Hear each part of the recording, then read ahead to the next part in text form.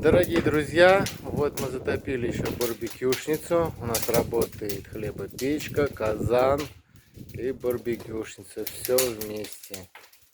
Вот, все работает, все отлично, все вытягивает, все замечательно, все классно. Вот так у нас все выглядит. Все проверяем, все смотрим.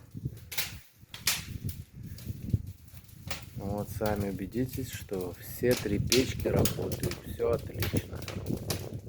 Вот так у нас все выглядит, все чисто и аккуратно. Самое главное, профессионально.